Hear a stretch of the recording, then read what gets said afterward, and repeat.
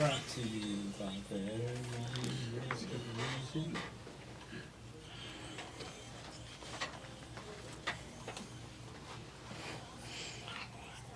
Claim Tucson's favorite bands. Welcome back. Welcome back. Wow, what an amazing show we have going on here so far. Yeah, absolutely. Yeah, man. When Pastor John is in the room, you know things are going to turn out okay. Things are happening. Things are happening. People are smiling. They're happy. They're hugging. The children are laughing. You know, what more could you ask for? It is a beautiful thing. It is a beautiful thing. But listen, we respect your time. We appreciate our listenership. And so we want to be sure to get right back to it. And what we're talking about right now at the Hard Conversations radio show brought to you by Pillars and Bridges, we're talking about this initiative that we're leading out to reduce the jail population here in Pima County. And we're talking about ways to do it safely, ways to do it that honor and respect the experiences of the people that are system involved, their families, and the communities at large. Because at the end of the day, you know, we talked about in the first segment locking arms to work together and get things done. But I think the thing that people oftentimes forget is that, guess what? We're interconnected whether you're intentionally locking arms with somebody or not. What you do impacts your neighbor. What you do impacts your community. And so we're taking those things into consideration. So we shared about that mental health component. And then Tony really started, beautiful segue, he just does it so effortlessly, starts to talk about especially young people. And so one of the things we're dealing with now is specifically youth engagement. Because we recognize a lot of the young people that we talk to, they're just saying, hey, like, there's nothing for us to do. Or if there are things, like, well, how do we get to it? And we don't know about it. And as we talk with the youth engagement team, that committee right there, so if this is something that you care about, once again, we're here to recruit right now. Yeah. So if this is something that's near and dear to your heart, if you serve with an organization, if you just have a heart for young people, or something we're talking about is piquing your interest, please go to www.pillarsandbridges.org and find out more. But what we're looking to do here is really develop a strong, robust, accessible network of the opportunities for young people in our community, of the resources for young people in our community. We want to develop a hub, a place where you can go to, where you can see everything that's available for you. And I think the last part that I'll mention before Tony jumps in here is recognizing that we also want to be developing that team, so that when they go out to the schools, when they go to the community centers, to the churches, when they go straight to the streets to connect with the young people, is that they have some sensitivities around how they approach them. Because I'll tell you this, from working with young folks for over 20 years, when you show up and you say, I have all the answers, I'm here to show you what you need, that is not the way to go Kids after don't like it. that? You got a problem with it. Yeah.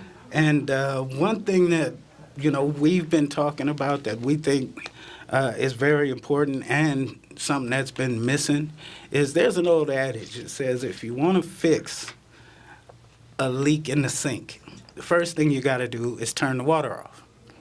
So if we're talking about addressing lowering the jail population, the first thing we really should be thinking about is how to keep them from getting so many new customers. That prevention aspect of it. Yeah.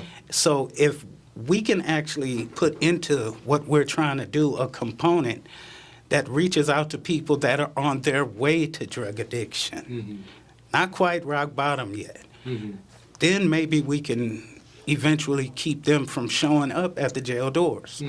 So that's one thing that no matter what I've been looking at, and I've been doing this for quite some time, that's one piece that I think is sorely missing. And that's one of the things that we're trying to bring to the work that we're doing right now.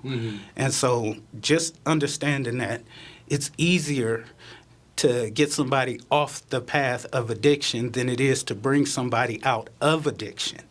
It's more cost effective for us to at least, you know, go down that alley, at least explore those options. And there are some people who literally are out there right now doing just that.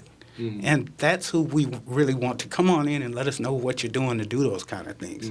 That's when we say we're recruiting, we want to recruit people that are actually out there doing this stuff on their own.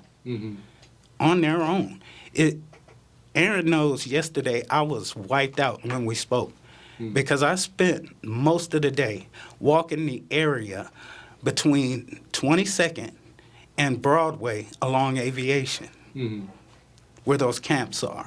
I spoke to a lot of people, business owners and residents, and I was surprised at what some of them told us, and we'll definitely be talking about that at a later date, not for this conversation.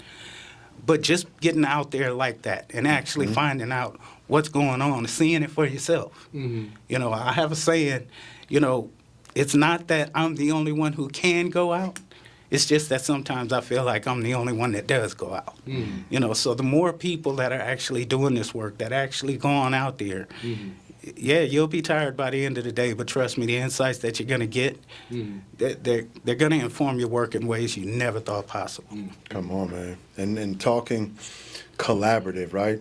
Man, I just can't emphasize enough. The folks that are doing it, let's join forces. Let's work together. We're quick to say that we don't have all the answers. We know that we have to work together. As I was listening to Tony share right now and talking about that corridor right there is traveling, I'm like, I know Pastor John has been down them same streets, probably talking with some of those same people. But what does it look like for us to all go together, right? The greater impact that we can have. You want to go fast, go by yourself, right? You want to go far, go together. And we have some heavy loads to lift, you know, and we're not here, we're not shunning the struggle by any means. At all. We're here to step up and get it done, you know, and I'll mention this right now and I'll say it again later, but if any of this stuff is interesting to you, there's something we should consider maybe, something we're missing, something we're not talking about. Let us know. You're not hurting our feelings.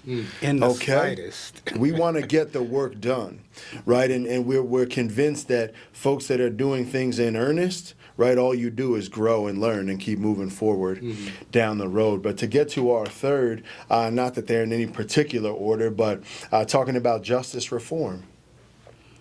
You know, we're, of course, grassroots level, community engagement level, but there has to be a policy level. There has to be a level that we're engaging with city leaders and officials, and we're making some changes around how things are running right now as they relate to our justice system, our jail population, and the people that are being served there. And so we have a specific element focused directly on justice reform. And I can tell you, I mentioned earlier, part of it is going to be now gathering the people, right? Power to the people. There's power in our collective voices. Using our platform now, we have judges, we have city officials, we have some large organizations, Goodwill, NAACP, TPD. We have other organizations, Just Communities Arizona, Boys to Men, the Wichatanki Network, and just to name a few. A bunch of amazing groups that we're working with. And we're going to share our collective finding to help bring about policy change and reform. Yeah, if you think some of these conversations, you know, don't get a little heated, Come on. then you are definitely in the wrong place. Yep. You know, for us, you know, we want those conversations. As long as they're respectful, go ahead and, you know, put out your ideas. You know, we've had people that work in law enforcement sitting at the table with people who are straight up abolitionists. Hello. And they're sitting here focusing on, they're putting their own thoughts and their own agendas aside. And they're sitting here talking about, well, how do we work with what we have right now? Now, if you think that's not a conversation that, you know, we have to really keep our eye on tables like that when we have those situations going on. But after a while, what we find out is that when they come together collectively, man, they come up with some of the most amazing ideas. You know, things that was one of actually the groups that put together their plan quicker than most of the others. You know, they had a pretty good idea of what they wanted to do and how they wanted to accomplish it. So now all it is put it together and let's get it going. So that's what we're talking about here. You know, there's no such thing as an opinion that we don't want. We're not coming in here trying to say, hey, we know what's going on. We're coming in here trying to say, hey, look, how do we deal with it? You know, there's a lot of people in that room, in my opinion, that we need that are way smarter than me. You know what I'm saying? And that's exactly what I'm looking for. Yeah, that's the rooms you want to be in. Exactly. Come Those on. that's where you want to be. Because as long as I can do my part, which is bring that actual community realness, bring in those people from the community with that realness, not people that's coming in there with an agenda, but people that are coming in there wanting to work. When we can bring those kind of people and put them together with the city officials and different officials and also just people that are doing this work, organizations and stuff like that, it informs a conversation in a way that they're not used to seeing. Come on, man. You know- and who knows, right? It could be your opinion. It could be your idea. That's the missing piece of this entire program. Absolutely. And that's why come on down and let's talk about it. Add what you have to the pot, you know, and that's really, we can get into our fourth one. Just got a couple minutes left here, but community involvement. Recruitment, Hello. community involvement, getting out to associations, community involvement, getting out with the organizations, be able to share what we're doing and learn about what you have going on, right? How do you lock forces sometimes when you don't even know what your neighbor is up to, right? So we are interconnected, and what I do impacts you. But if I'm not knowing you on a first name basis, I'm not knowing what kind of things you're engaged in and involved with, how can I be referring folks to you? How can I be, when something comes up in my mind, wow, this could have helped your program. Let me pass that over to you, right? We're here as Pillars and Bridges. We recognize the people and the organizations are the pillars in our community, in our county. And we're here to help build bridges between the two. And so as we make our way towards the last one, and just a short time left here, but transparency and accountability. And what does that mean for our group to recognize that, hey, everybody's coming here and they have different things going on in terms of their time, their availability. We want to make sure that we're being equitable and honoring the work that folks are doing. We want to make sure that we're using our resources responsibly. We want to make sure that as we gather information, we're able to bubble it up accordingly. Tony, a quick note, and then we'll make our way out of here. The only thing that I'm worried about when it comes to this work is getting all of the programs put together, getting them all out there, and then realizing that we missed something.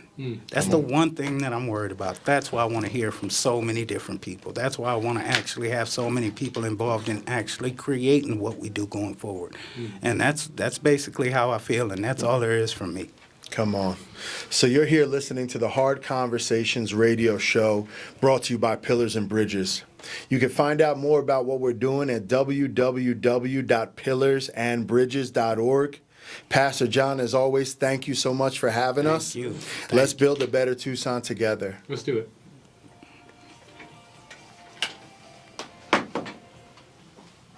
Easy. I made it. Yes, sir. Man, the interaction between you two is off the chain. We got to keep that going. Keep on rolling. Somehow. Some kind of way. No matter what the future brings. Go out there. Figure it out. Yeah, we'll figure it out for sure.